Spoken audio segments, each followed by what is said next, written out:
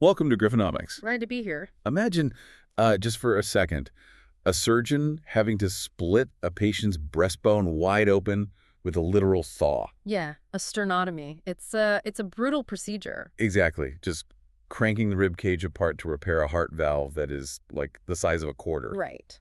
And for decades, that massive trauma was, well, it was the only way to save a failing heart. I mean, you're talking about agonizing pain and a recovery time measured in months. Oh, absolutely. Months of physical therapy. Right. Now, contrast that with a machine that allows a surgeon to do that exact same repair through an incision the size of, like, a pencil eraser. Without ever even touching a bone. Exactly. It's Yeah. wild. Welcome to the Deep Dive, everyone. Today, we aren't just looking at, a standard medical device company. No, not at all. We are generating a highly granular strategic report and an investment roadmap for you. We're focusing on a company that is fundamentally redefining the architecture of the operating room, and that's Intuitive Surgical. Yeah, and we're unpacking their first quarter 2026 performance today. Which is fascinating, Yeah. because if you still think of them as just a hardware manufacturer building cool robots, you are really missing the bigger picture here. You really are. I mean, they've evolved into this massive data-driven healthcare ecosystem. And that evolution is basically the mission of our deep dive Yeah, today. exactly. We are going to explicitly outline that strategic roadmap for you, and it's built on three critical pillars that we've pulled straight from the source data. Right, the three pillars. First, we are dissecting the Da Vinci 5, the DV5, and a metric we're calling the utilization delta. Second, we're breaking down their AI anatomy identification roadmap. Which sounds like sci-fi, but it's very real. Oh, it's completely real. Yeah.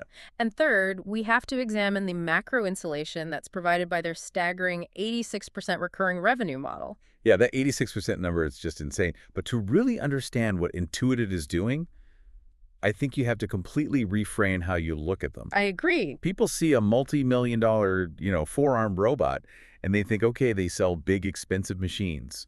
Right, like a tractor company or something. Exactly. But no, the hardware is just the entry point. You really need to view Intuitive as like the Apple of the operating room, Oh, that's a good analogy. right? Like an operating system for human anatomy. They aren't selling a mechanical tool.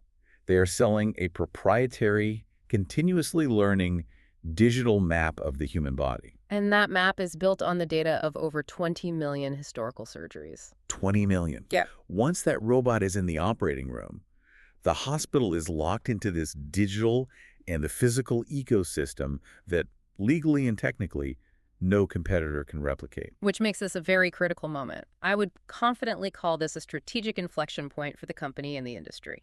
A strategic inflection point. Break that down for us. Well, robotics in the operating room is maturing, right? We are rapidly moving away from the era of simple mechanical teleoperation. Where the robot is basically just a fancy set of hands mimicking the surgeon's wrists. Exactly. We're moving from that into an entirely new phase of intelligent data-generating clinical collaboration. So the robot is actually thinking with the surgeon. In a way, yes. The robot is now generating millions of data points every single second. And that fundamentally alters clinical outcomes for the patients, but also, crucially, the underlying economics for the hospitals themselves. And honestly, to understand the tech, you first have to understand the cash flow. Always follow the money. Always. You cannot decouple the technological marvel from the balance sheet. So let's look at how Intuitive's business model is explicitly engineered to create this inescapable insulated revenue stream. Yeah, it's razor and blades dominance, but on a scale that just defies traditional manufacturing. The Q1 2026 numbers illustrate this perfectly, right? You really do. We are looking at a total quarterly revenue of $2.77 billion. Wow. Yeah, that is a 23% year-over-year increase. Which, for a company of this maturity, is just phenomenal. It's massive. But honestly, the top-line revenue isn't actually the most important part of the story here. Right. The real story is the composition of that revenue. Out of that $2.77 billion, a staggering 86% is recurring. $2.4 billion. In a single quarter. Just highly predictable, repeating revenue. Let's break down the mix mechanically so you can see exactly how this engine operates. Yeah, let's do that. The revenue flows from three main buckets. First, you have instruments and accessories, or what they call I&A, that generated $1.69 billion. Okay, $1.69 billion just for accessories. Right. Second, you have the systems themselves, the actual capital purchases of robots. That was $651 million. Got it. And third, services came in at $433.7 million. Okay, so let's zero in on that I&A bucket, that $1.69 billion. That is essentially the blade in the razor and blades model, right? Exactly. And it's really important to understand why this is recurring, because it's not just like a software subscription fee. No, it's highly physical. Right. Every single time a surgeon performs a procedure, they physically consume limited-use instruments. Yes, the endurists, the bipolar forceps, the ultrasonic shears. And there is a hard physical limitation here, isn't there? Yeah, there absolutely is. These instruments contain microscopic tungsten cables and pulleys that articulate the robotic wrists. Okay. And subjecting those delicate components to the intense heat and chemical processes of hospital sterilization, it degrades them over time. Oh, right, because you have to aggressively sterilize them after every surgery. Exactly. So the FDA mandates a strict usage limit. It's often around 10 to 15 lives per instrument. Wow. Only 10 to 15 uses. Yeah. And once a tool hits its limit, a microchip inside it essentially bricks the instrument. Like it literally shuts it off. It cannot be used again. The system won't recognize it. That is wild. So as procedure volume grows, as surgeons physically use the robot for more cases, that I&A revenue automatically compounds. The hospital has absolutely no choice but to continuously buy the blades. None at all. And then you have that service bucket, the $433.7 million. Right, which isn't just, a guy showing up with a wrench when something breaks. Definitely not. This is ongoing maintenance, hospital support, and training for a massive global installed base of over 11,000 systems. And they're using AI for the maintenance too, right? They are. Intuitive uses machine learning to analyze telemetry data streaming off these robots to conduct predictive maintenance. Meaning they know a part is going to break before it actually breaks. Precisely. They can detect a microvariance in a motor's torque and ship a replacement part to the hospital before the motor ever actually fails in the middle of a surgery. That is incredible. I mean, that level of guaranteed uptime is exactly why hospitals happily pay those massive annual service contracts. Absolutely. However, we have to look at the razor itself. Okay. The way hospitals are acquiring the Da Vinci system is undergoing a massive structural shift right now. Okay, tell me about that. We are seeing a rapid transition toward leasing rather than outright purchasing. Really? Yeah. In Q1, 56% of all Da Vinci placements were operating leases. Wow, over half. Yep. To give you the exact figures from the source data, out of 431 total systems placed globally, 243 were operating leases, and 118 of those were specifically usage-based leases. Okay, now I have to jump in here and challenge the enthusiasm around this leasing model a bit. Sure, let's hear it. Let's look at this from a risk perspective. If Intuitive is shifting to operating leases, and specifically usage-based leases, where the hospital pays per surgery rather than upfront, they're taking on massive deferred risk. That's true. Because you are lowering the capital expenditure, the CapEx, for the hospital, but you as the company are assuming all the utilization risk. Right. What happens if a hospital signs a usage-based lease and then, say, a new pharmaceutical drug hits the market and wipes out 30% of their bariatric surgeries? Which is happening, by the way. Exactly. So in that scenario, Intuitive takes that financial hit, not the hospital. Yeah. How is management insulating themselves from that risk? It is a completely valid structural concern. You are definitely shifting risk from the hospital's balance sheet to Intuitive's. Right. But management accepts this risk because of the sheer power of the ecosystem lock-in. Yes, a usage-based lease introduces volume risk, but it fundamentally accelerates the adoption curve. By removing the friction of a massive upfront cost. Exactly. A hospital CFO might stall for 2 years over a $2 million upfront capital purchase. Oh, absolutely. The committee meetings alone. Right. But an operating lease paid out of the monthly operating budget. Yes. That completely bypasses the capital committee. It gets the newest technology into the hospital immediately. Okay, fair enough. Right. But it still doesn't prevent the hospital from just, returning the robot if volumes drop. Right? In theory, yes. In practice, almost never. Why not? This is where the switching cost comes in. Switching away from a Da Vinci isn't like a hospital deciding to swap its IT department from Dell computers to Macs. Yeah. It is like an airline trying to swap all of its Boeing pilots to Airbus cockpits overnight. Oh, wow. The surgeons have spent 10,000 hours building muscle memory on this specific intuitive console. Oh, I see. The way the foot pedals feel, the way the optical viewer tracks their eyes, the exact tension of the master controllers. The switching cost isn't just financial, it is profoundly neuromuscular. Neuromuscular muscle memory. That is fascinating. Once a surgical department standardizes on the Da Vinci, backing out of that lease would mean retraining their entire surgical staff. Which would just paralyze their operating room output. Exactly. They can't afford to do it. So the neuromuscular lock-in is the ultimate mode. That makes a lot of sense. And now that we understand the cash flow mechanics, I think we need to look at the specific machine that is driving this current supercycle. Yes, the newly launched Da Vinci 5, or the DV5. Let's get into the DV5, because it seems like a pretty massive leap forward. It is. And the spec sheet is dominated by one staggering figure. It boasts 10,000 times the computing power of its predecessor, the legacy Squeeze system. Okay, stop right there. Because 10,000 times the computing power, that's one of those numbers that sounds like marketing fluff until you unpack what it actually does. It really isn't fluff. But this isn't about making the screen look prettier. In robotic surgery, computing power is about eliminating latency, isn't it? 100%. When a surgeon moves their finger a millimeter at the console, the robotic arm inside the patient's abdomen has to mimic that exact movement instantaneously. Any lag, even just a few milliseconds, can be catastrophic when you are operating near a major artery. So that 10,000x processing power is dedicated to rendering sub-millimeter 3D spatial environments and executing zero-latency haptic loops. It is doing massive mathematical equations thousands of times a second just to ensure the physical movement exactly matches the surgeon's intent.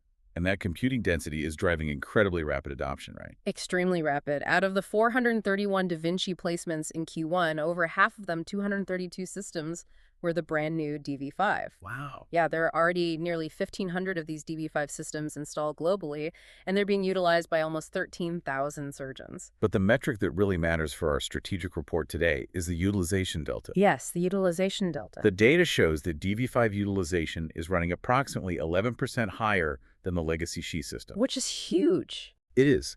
If you are an investor or a hospital administrator, an 11% higher utilization rate isn't just a fun piece of trivia. It means the hospital is mechanically squeezing 11% more surgeries out of that specific operating room in the exact same amount of time. That is the very definition of operational leverage, and we see this reflected in the global procedure acceleration. Let's talk about the procedure growth. Worldwide procedures grew by 17% in the first quarter. In the U.S. specifically, Da Vinci procedures grew 14%. And what's driving that? The primary engine behind that growth is general surgery. We are seeing a massive 31% combined surge in cholecystectomy, which is gallbladder removal, and appendectomy procedures. A 31% growth in routine gallbladder and appendix removals in a single quarter. Yeah. Why? I mean, historically, these are straightforward laparoscopic procedures. Why use a multi-million-dollar robot for a basic appendix? It's an operational shift. Right, the sources indicate it's increased after hours and weekend use.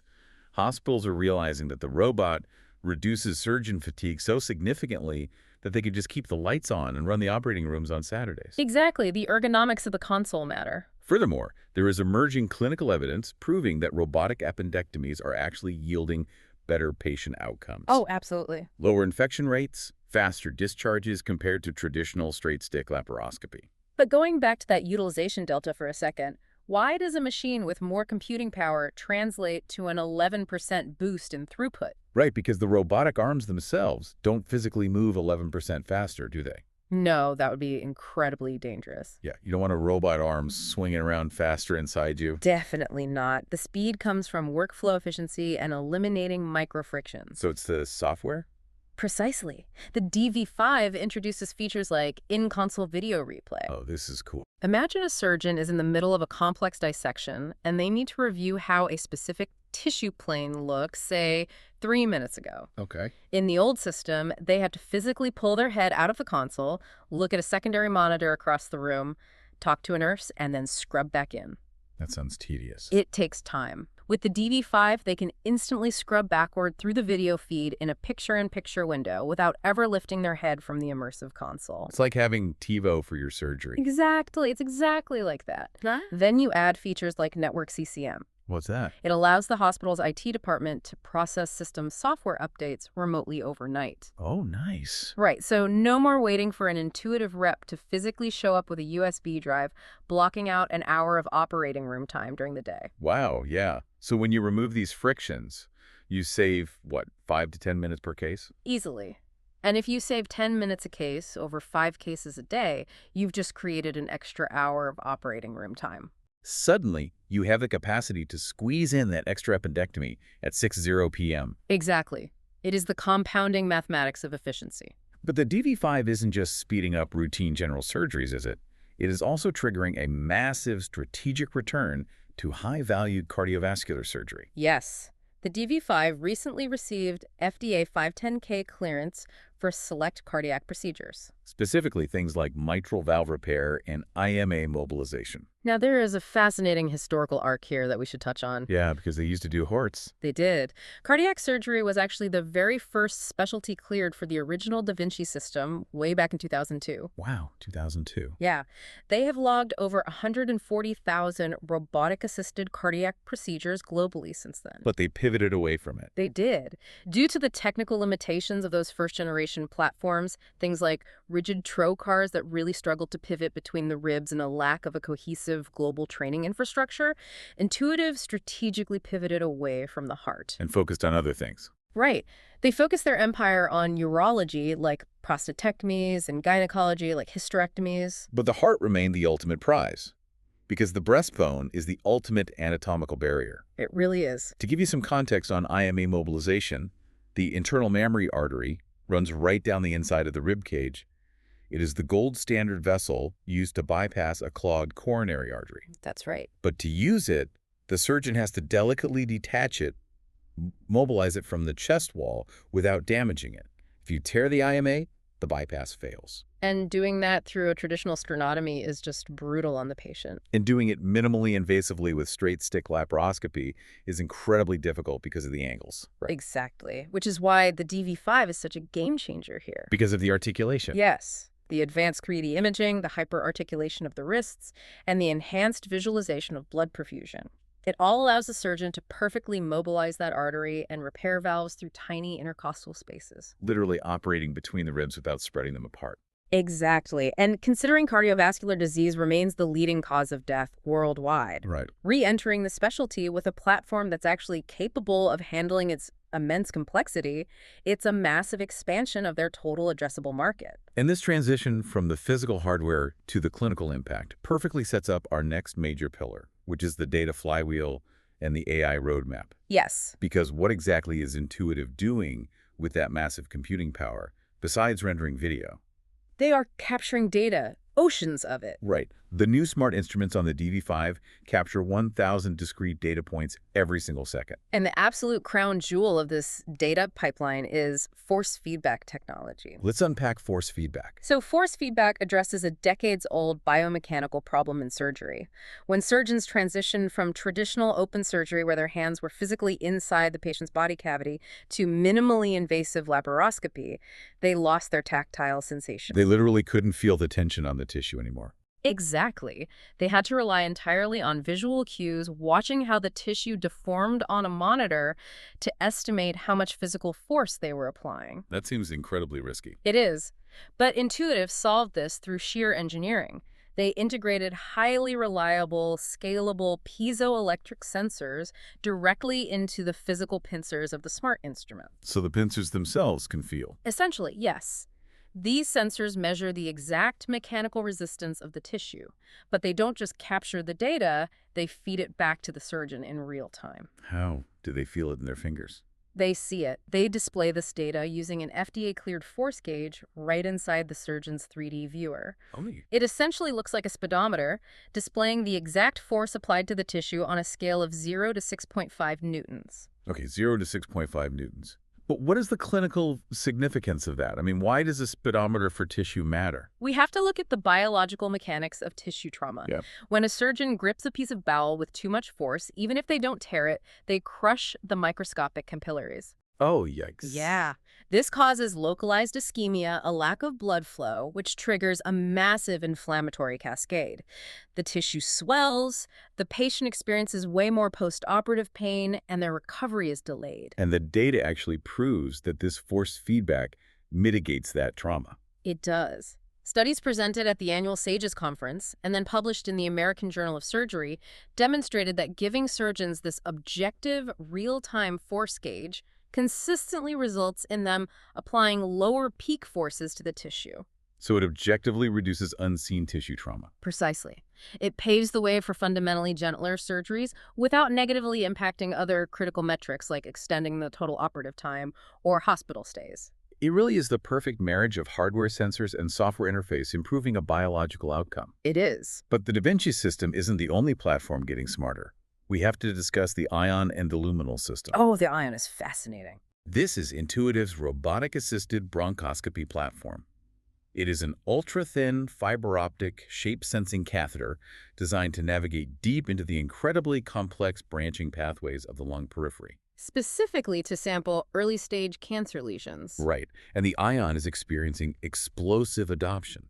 They reported a massive 39% procedure growth, hitting 43,000 cases just in the first quarter. And a significant driver of that 39% growth is the integration of new AI software.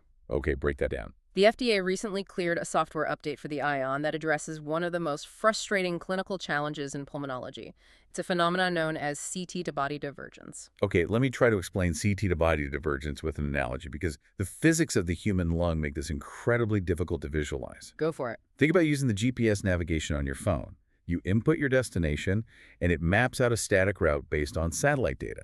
But what happens if you are driving and a road is suddenly closed due to an accident? Right. The static map is wrong. Exactly. You need the GPS to constantly ping your live location, recognize the dynamically changing environment, and reroute you in real time. That is an excellent way to conceptualize it. Right, because in bronchoscopy, the destination is a microscopic lung nodule. The map is the preoperative CT scan taken days before the surgery. But the lung is not a static organ. It breathes. The diaphragm moves. Exactly. When the patient is on the operating table, sedated and ventilated, the lung shifts. The nodule physically moves from where the CT scan said it would be. That is CT-to-body divergence. The static map is wrong. And historically, that divergence made it incredibly difficult for a physician to accurately maneuver a catheter to the exact target. Leading to failed biopsies. Exactly. Yeah. But the new Ion software uses artificial intelligence to correct this discrepancy in real time. How does it do that? It combines computer vision from the catheter's camera with the physical shape-sensing telemetry of the wire itself. It continuously compares the live, moving intraoperative images to the static preoperative plan, automatically adjusting the navigation path on the screen as the lung breathes. So it literally reroutes the surgeon in real time. Exactly. It increases workflow efficiency, drastically improves biopsy accuracy, and gives the physician immense confidence that they are actually sampling the correct lesion. And the clinical data backs up the technology, doesn't it? It does. A major publication from the Mayo Clinic involving over 2,000 patients demonstrated that the Ion system supports the earlier identification of malignancy with an astonishing 85% sensitivity rate. And what's wild to me is that this is just the beginning of Intuitive's phased AI roadmap. Just phase one. Phase one is anatomy identification. They're actively partnering to develop real-time advanced imaging using specific fluorescent molecules. Right. These molecules are designed to bind directly to cancer tissue. When illuminated by the robot's specialized lasers, the cancer literally glows on the surgeon's screen, helping them visually identify surgical margins in real time. Which is a massive unmet clinical need. Consider radical prostatectomies. Currently, there is a 20% to 30% positive surgical margin rate. What does it mean exactly? That means in up to a third of procedures, microscopic cancer cells are inadvertently left behind in the patient. Because human eyes just can't differentiate between a healthy nerve bundle and a microscopic tumor cluster just by looking at it. Exactly. And leaving those margins behind requires the patient to undergo aggressive downstream radiation therapies. Which nobody wants. No. By using AI and advanced fluorescence to visually highlight those critical structures and tissue planes, Intuitive is using technology to directly improve the ultimate patient outcome. And the roadmap for phase 2 and beyond gets even more profound, right? Oh, it does. Yeah. Augmented surgical dexterity, autonomous camera control, where the AI anticipates where the surgeon is going to look and moves the camera for them, and eventually true telesurgery. I really appreciate how the newly appointed CEO, Dave Rosa, conceptualizes this AI roadmap. He is strictly adherent to a philosophy he calls the quintuple aim. Better patient outcomes, better patient experiences, better care team experiences, lower total cost of care, and increased access to care. Exactly. He has explicitly stated that flashy sci-fi features like auto-suturing aren't the priority right now. Which makes sense. Right. Why build a highly complex AI that ties a surgical knot slightly faster when you can build an AI that perfectly identifies a hidden cancer margin, thereby preventing a recurrence and a costly hospital readmission? It is a fundamental difference in corporate philosophy. They are focusing the AI on outcome value, not just mechanical novelty. It is a highly disciplined approach. Very disciplined. But, maintaining that level of discipline while innovating on this scale is staggeringly expensive. Oh, for sure. You are funding thousands of software engineers, material scientists, and clinical trials simultaneously. Which forces us to examine the financial realities of the Q1 2026 review. How does this incredibly ambitious hardware and software roadmap actually translate to the balance sheet? Well, it translates beautifully, as it turns out. We are looking at tremendous top-line momentum and rigorous profitability. We already discussed the $2.77 billion in top-line revenue, but the bottom line is arguably more impressive. Yeah, their non-GAAP earnings per share. Right, EPS, which essentially measures a company's profit divided by its outstanding shares. Stripping out one-time accounting noise, it came in at a highly robust $2.5. And they are operating from a position of absolute financial invulnerability. They ended the first quarter with $7.98 billion in cash equivalents, and investments. $7.98 billion. That is a fortress balance sheet. It really is. And they aren't just letting that $8 billion gather dust in treasury yields either. They're actively deploying it. They executed a massive $1.1 billion share repurchase just in Q1, retiring 2.3 million shares. Which is primarily a strategic move to offset the dilution caused by employee stock-based compensation. Right, ensuring that existing shareholders aren't losing their slice of the pie, as Intuitive aggressively hires all this top-tier AI engineering talent. Exactly. But the financial metric that truly stands out to any market analyst is their margin resilience. Let's look at the margins. Their non-GAAP gross margin actually improved to 67.8%, up from 66.4% in the same quarter the year prior. Now, wait.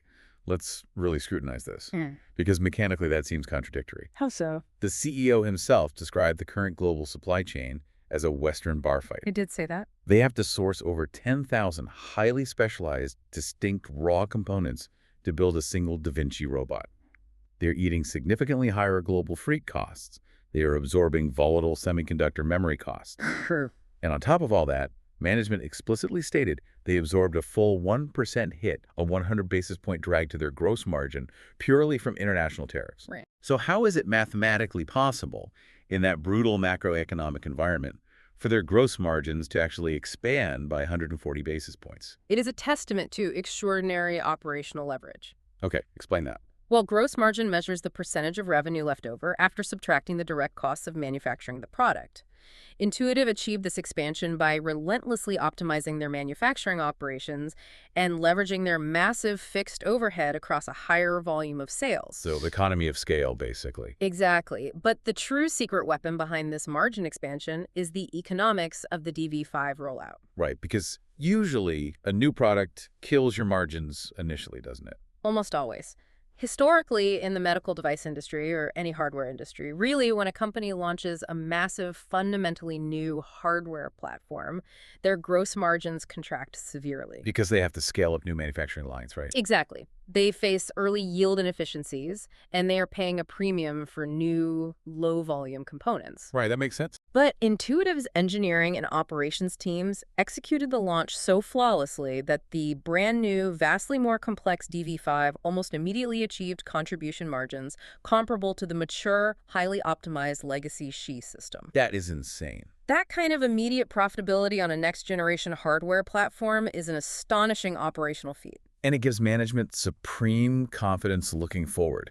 They didn't just report a good quarter, they actually raised their full year 2026 guidance. They did. They bumped their projected procedure growth guidance up to a range of 13.5% to 15.5%. And they raised their full-year gross margin guidance to a massive 67.5% to 68.5%. They see the runway clearly, and they are stepping on the gas. However, a fortress balance sheet and soaring, highly profitable margins naturally attract invaders. Oh, for sure. When you are generating $2.4 billion in recurring revenue every 90 days, you put a massive target on your back. You definitely do. We must look at the specific market dynamics, the headwinds, and the competitors who are actively trying to breach Intuitive's massive moat.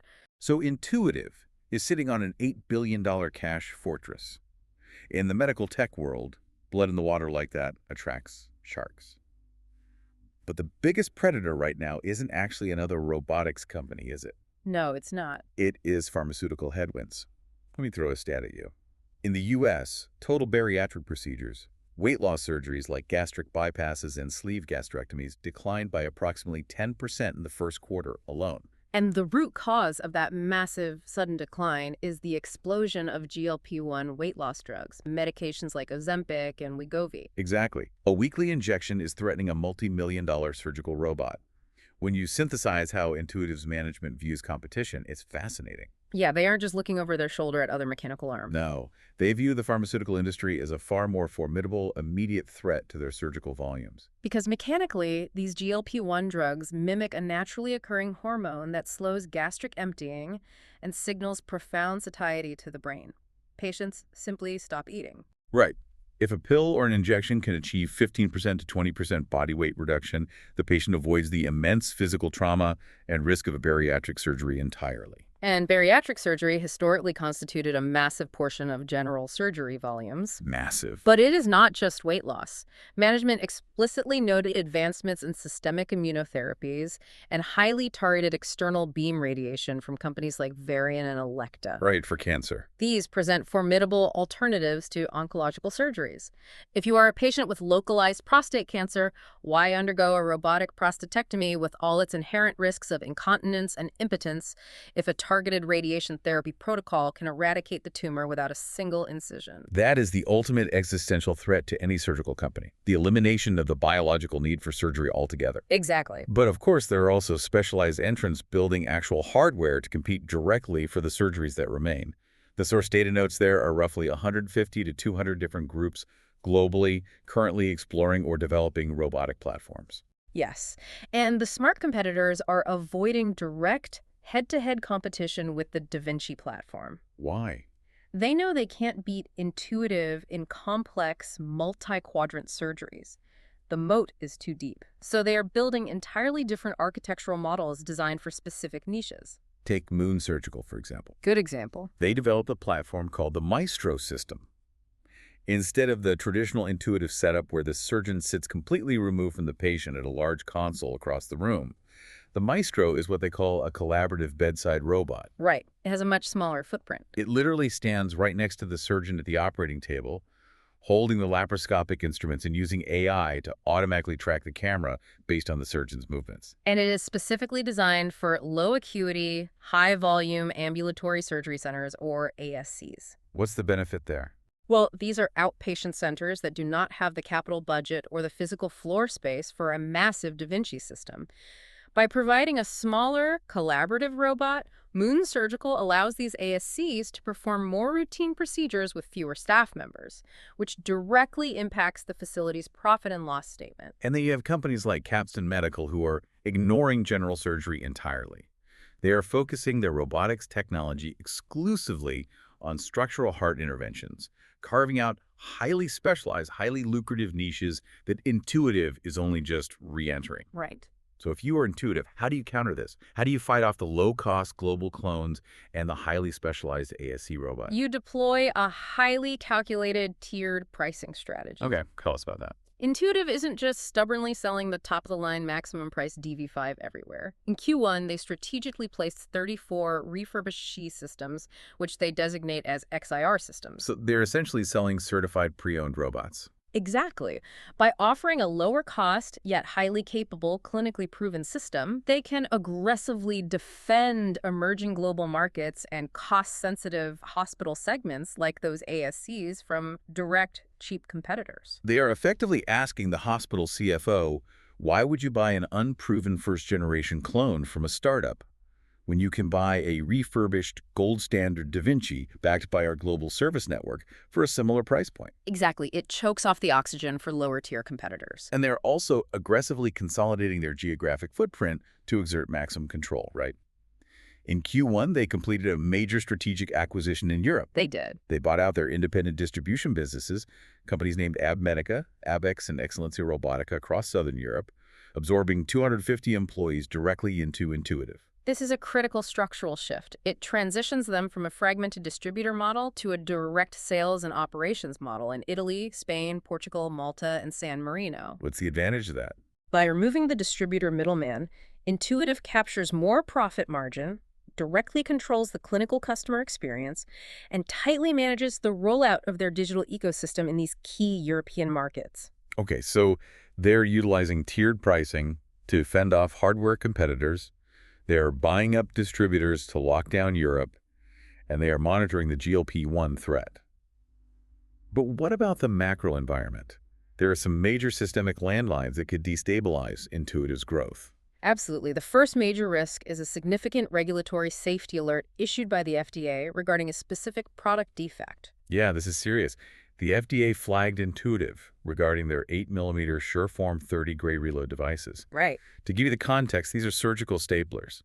During a robotic procedure, a surgeon often needs to cut through a major blood vessel.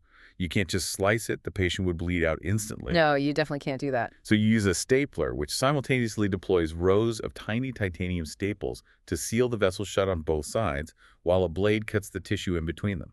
And it requires absolute mechanical perfection. But the clinical failure identified in the SureForm 30 was incomplete staple line formation. Amazing. Meaning the stapler was cutting the blood vessel but failing to fully deploy the staples to seal it. Which is a catastrophic failure. If a stapler fails to seal a major vessel during a robotic procedure, it leaves the cut artery fully exposed. Yes. This causes massive internal bleeding that forces the surgeon to immediately panic, abandon the robotic console, scrub in, and convert the procedure to a traditional open surgery, literally slicing the patient open right then and there just to manually clamp the artery and stop the bleeding. And the consequences have been severe. As of late February 2026, this specific defect was linked to 4 serious injuries and 1 patient death. Oh, wow. Intuitive had to issue an urgent safety recall, sending letters to affected customers in March, instructing them to stop using the product immediately and switch to alternative stapler sizes. So if you are an investor, you really have to ask yourself, how does a lethal safety alert on a single stapler component impact institutional trust for an entire fleet of over 11,000 robots? That's a huge question. Does a mechanical defect like this break the halo effect of the Da Vinci platform? It is a critical question. A product recall in the medical device industry, especially one involving a fatality, is incredibly serious. It damages brand trust and invites intense, sustained regulatory scrutiny from the FDA. But However, hospital administrators and surgeons are pragmatic. They understand that in a portfolio comprising tens of thousands of distinct mechanical components, isolated manufacturing defects can occur. right. Intuitive's rapid recall and transparent communication mitigate much of the long-term institutional damage. Frankly, while the product recall is a tragic and serious clinical event, the broader, more existential risk to Intuitive's multi-billion-dollar balance sheet is actually geopolitical. Let's examine that because their supply chain vulnerability is massive. It is. Intuitive manufactures a significant majority of its high-volume instruments and accessories in Mexico. Its highly specialized optical endoscopes are manufactured in Germany, and it imports crucial rare earth raw materials and semiconductor components from China. So they are everywhere. This sprawling global footprint makes them highly vulnerable to trade wars, border closures, and retaliatory tariffs. As we noted earlier, they already baked a 1% margin hit into their 2026 guidance just to cover existing tariffs. Oh. If global trade relations deteriorate further, if sweeping new tariffs are enacted, that margin compression could accelerate rapidly, eating directly into their profitability regardless of how many surgeries are performed. And compounding that operational risk is the cyber risk. Intuitive reported a targeted cybersecurity phishing incident in the first quarter. Oh, really? Yes. Unauthorized third parties successfully breached internal IT business applications, exposing customer, employee, and corporate data. Now, management strongly stressed that the breach did not disrupt physical manufacturing. It didn't impact the functional safety of the robotic products themselves, and it didn't affect their financial results. Which is good. But it exposes a glaring vulnerability. When your entire strategic pivot is to become a data-driven digital ecosystem, when you are hoovering up 20 million surgeries worth of clinical data, your data security has to be utterly ironclad. Absolutely. A breach that compromised patient health data or the robotic telemetry itself would be devastating. We also have to analyze regional macroeconomic volatility, particularly in the Asian markets, which present a highly bifurcated, complex picture right now. Let's look at Asia. Overall, outside the U.S., procedures grew by a robust 19%, but that growth is being heavily dragged down by a deep systemic freeze in China. The operating environment in China is incredibly hostile for Western medical device makers right now. It's characterized by 3 major headwinds. Okay, lay them out. First, extremely low public tender activity, meaning the state-run hospitals simply aren't being allocated the budget by the government to buy new capital systems. Okay. Second, a massive anti-corruption campaign in the healthcare sector is paralyzing hospital procurement decisions. Oh, that makes sense. And third, intense domestic competition from local state-subsidized Chinese robotics companies that are exerting heavy policy-driven pricing pressure. Intuitive is actively trying to negotiate new surgical charge codes and reimbursement policies with various provincial governments, but management flat out stated they do not expect any structural clarity on these matters until 2027 at the earliest. That is a painfully long wait for what should be their second largest global market. It really is. But you have to contrast that deep freeze in China with the impending explosion in Japan. What's happening to Japan? Currently, Japan is also seeing lower capital placements, mostly due to tight operational budgets and public hospitals wrestling with an aging demographic. However, the horizon in Japan is incredibly positive. Yeah. Starting in June 2026, the Japanese Ministry of Health, Labor, and Welfare is introducing massive structural new reimbursement paradigms. They are offering highly lucrative, incremental financial support for hospitals that exceed 200 qualifying robotic cases per year. They're literally providing a direct financial incentive to run the robots at maximum capacity. Exactly. Furthermore, the ministry is granting new robotic reimbursement codes for 7 additional procedures. The most significant is bilateral inguinal hernia repair. Okay, why is that significant? Historically, doing a hernia on the robot wasn't financially viable for a Japanese hospital, but the new code carries a reimbursement of roughly $1,500 per procedure. Oh, wow. They are also offering premium reimbursement tiers for complex rectal resections. So while the Chinese market remains frozen by policy, the Japanese government is actively laying the financial groundwork for a massive, state-sponsored surge in robotic utilization. Which brings us to the ultimate synthesis of our deep dive.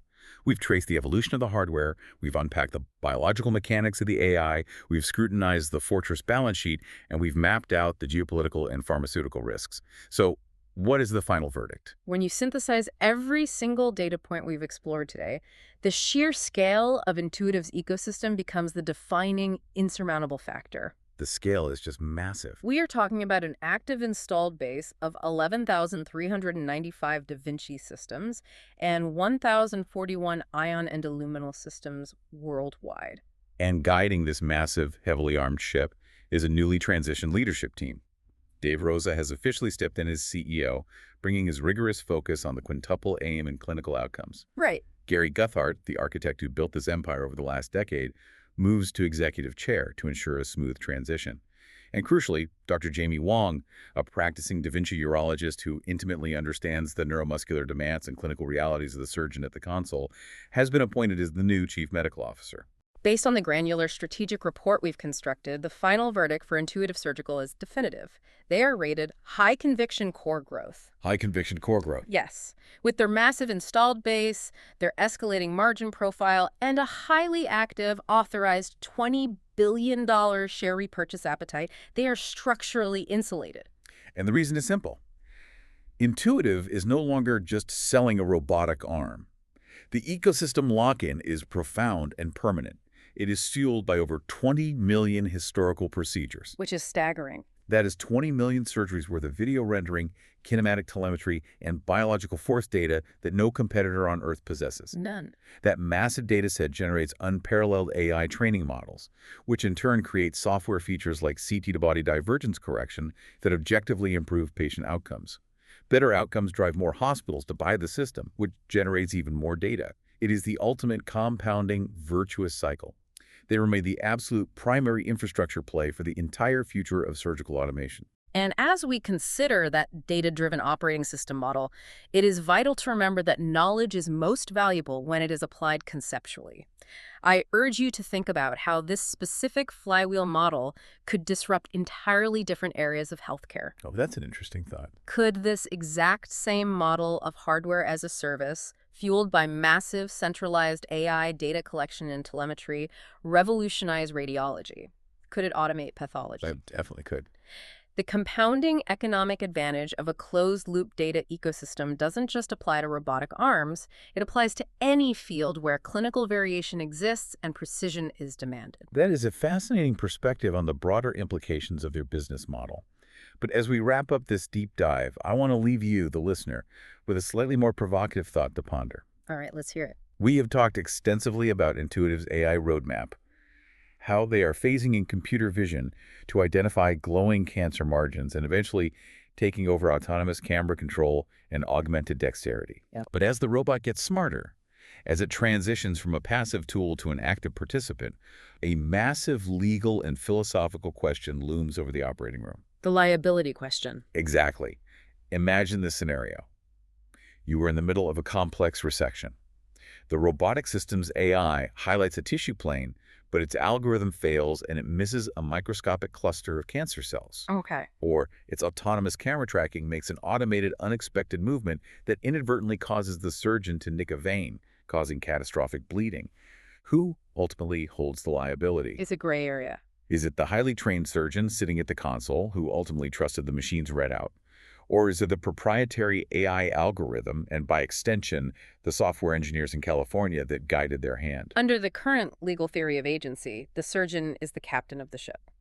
But as the line between surgical tool and intelligent surgical assistant blurs, the courtroom of the future is going to face liability questions that the medical field has never had to answer. Risk defined, portfolio protected.